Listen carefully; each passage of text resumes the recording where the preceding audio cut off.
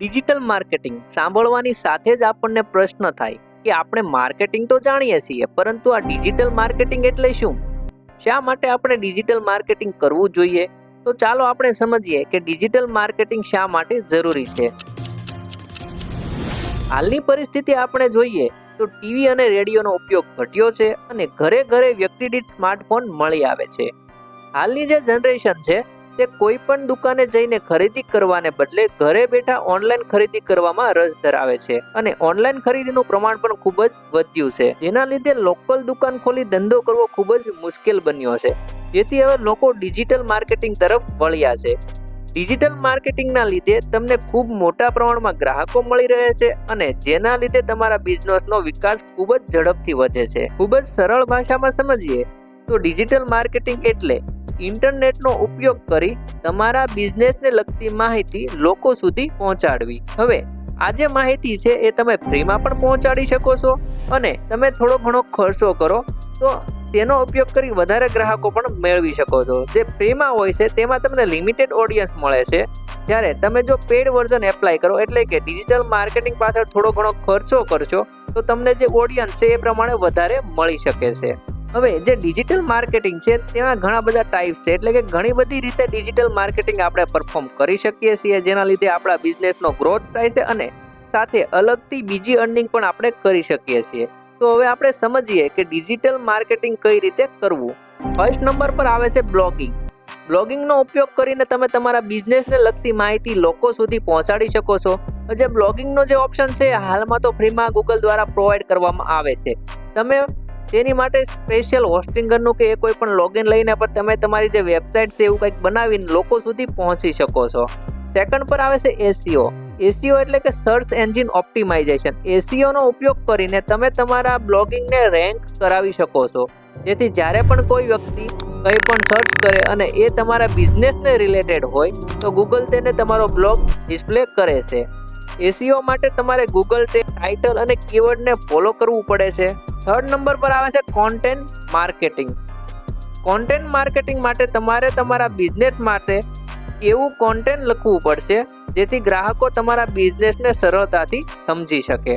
Content માર્કેટિંગને બીજી રીતે સમજીએ તો કે વન ટાઈપ ઓફ પોસ્ટ થાય, જેમાં તમે તમારી કોઈ પણ એક આઈટમ ડિસ્પ્લે કરી હોય અને તેને રિલેટેડ કન્ટેન્ટ એ પોસ્ટમાં તમે લખેલું હોય, અથવા તો કોઈ એવો પેરેગ્રાફ લખ્યો હોય જે તમારે બિઝનેસ લગતી જે આઈટમ હોય તેને એક્સપ્લેન કરતો હોય. તો જેવું કન્ટેન્ટ સારું હશે એવું તમારું માર્કેટિંગ સારું થઈ શકશે.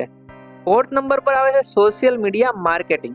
તમે તેના માટે ફેસબુક, ઇન્સ્ટાગ્રામ, લિંક્ડઇન, ટ્વિટર જેવી એપ્લિકેશનનો ઉપયોગ કરી શકો છો. હાલમાં ઇન્સ્ટાગ્રામ અને ફેસબુક માર્કેટિંગ ટ્રેન્ડિંગમાં છે.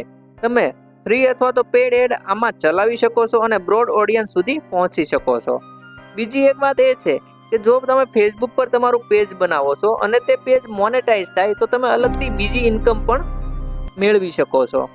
ત્યાર પછી આવે છે ગૂગલ એડમોબ. એડમોબનો ઉપયોગ કરીને તમે તમારા બિઝનેસની માહિતી પર્ટિક્યુલર લોકો સુધી પહોંચાડી શકો છો. એડમોબ સર્વિસ ગૂગલ દ્વારા આપવામાં આવે છે અને આ એક પેડ સર્વિસ છે, જેમાં પ્રથમવાર તમે કોઈ પણ પેડ સર્વિસ લેશો તો તમને 20,000 સુધીની ક્રેડિટ મળે છે. ત્યાર પછી આવે છે એપ માર્કેટિંગ. એપ માર્કેટિંગ માટે તમારે તમારા બિઝનેસ માટે એપ્લિકેશન બનાવવાની રહે છે. આ એપ્લિકેશનમાં તમે તમારા બિઝનેસની ડિટેલ એડ કરી શકો છો અને તમારી વિવિધ આઇટમનું વેચાણ કરી શકો છો. એપ માર્કેટિંગનું એક્ઝામ્પલ જોઈએ તો એમેઝોન અને ફ્લિપકાર્ટની મોબાઈલ એપ્લિકેશન છે તમે જોઈ શકો છો. ત્યારબાદ આવે છે સૌથી મોસ્ટ અને popular YouTube marketing. Most viewer and searchable જો કોઈ ગૂગલ પછી હોય તો એ યુટ્યુબ છે. જનરલી બધા જ લોકો ગૂગલમાં ફર્સ્ટ ટાઈમ સર્ચ કરે છે અને મોટાભાગના લોકો ગૂગલ કરતાં પણ ઘણીવાર યુટ્યુબમાં વધારે સર્ચ કરતા હોય છે. તમે યુટ્યુબ પર તમારા બિઝનેસની માહિતી શેર કરી શકો છો. આપણે જ્યારે પણ યુટ્યુબ પર વિડીયો સ્ટાર્ટ કરીએ ત્યારે એડ આવે છે. એ એડ કોઈ પણ વ્યક્તિ જ ચલાવી શકે છે, પરંતુ તેના માટે આપણે પૈસા ચૂકવવા પડે છે. તમે યુટ્યુબ પર તમારા બિઝનેસની ચેનલ બનાવીને માર્કેટિંગ કરી શકો છો અને જો તમારી સારી એવી ચેનલ ચાલી જાય તો તમારો બિઝનેસ તો ચાલવાનો જ છે, પરંતુ એના પર તમે એડ દ્વારા પૈસા કમાઈ પણ શકો છો. તો બીજો એક રસ્તો પણ તમારા બિઝનેસ માટે ઓપન થાય છે કે તમે તમારી જ વસ્તુ એક્સપ્લેન કરો છો અને એના દ્વારા પણ તમને પૈસા મળે છે. ત્યાર પછી જો તમારી ચેનલ સારી એવી ચાલી જશે તો સ્પોન્સરશિપ બીજા જે બિઝનેસ વાળા હશે તમારી સાથે સ્પોન્સરશિપ કરશે અને તેના પણ પૈસા તમે લઈ શકો છો. ત્યારબાદ આવે છે ઈમેલ માર્કેટિંગ. હાલના સમયમાં ઈમેલ માર્કેટિંગ દ્વારા પણ તમે તમારો બિઝનેસ ગ્રોથ સરળતાથી વધારી શકો છો. જનરલી આપણા મોબાઈલમાં પણ ઘણા બધા બિઝનેસ મેલ આવતા હોય છે અને એને ઓપન કરીએ તો આપણને તે મેલમાં તેની ડિટેલ જોવા મળે છે. તમે હાલમાં જ તમારું જીમેલ ઓપન કરશો તો તેમાં પ્રમોશન કરીને લખ્યું હશે અને તેની અંદર ઓપન કરશો તો પર્ટિક્યુલર ફ્લિપકાર્ટ હોય, એમેઝોન અથવા તો તમે કોઈ પણ વસ્તુ ગૂગલમાં સર્ચ કરી હશે તો તેના રિલેટેડ મેલ તેમાં આવતા હોય છે. તે ઈમેલ માર્કેટિંગના મેલ પડ્યા હોય છે. તેવી રીતે જે રીતે મેલ તમારે ત્યાં ડિસ્પ્લે થાય છે એમ પર્ટિક્યુલર તમે તમારા બિઝનેસનો મેલ પણ એવી રીતે ડિસ્પ્લે કરાવી શકો છો. મિત્રો, આજના વિડીયોમાં આપણે જાણ્યું કે ડિજિટલ માર્કેટિંગ શું છે અને તે કઈ રીતે કરી શકાય. જો તમે ઈચ્છતા હોય કે આના વિશે એક બીજો વિડીયો હું ડીપમાં લાવું તો મને કમેન્ટ કરીને જણાવો અને ટોપિક જણાવો, તો તેના પર આપણે એક નેક્સ્ટ વિડીયો બનાવશું જેથી કરી તમારા બિઝનેસનો ગ્રોથ થઈ શકે. જો તમે ચેનલ પર નવા છો તો ચેનલને સબસ્ક્રાઇબ કરો અને હજી સુધી વિડીયોને લાઇક નથી કરતો વિડીયોને લાઇક કરો અને બીજા મિત્રો સુધી શેર કરો જેથી કરીને તેને પણ આની માહિતી મળી શકે.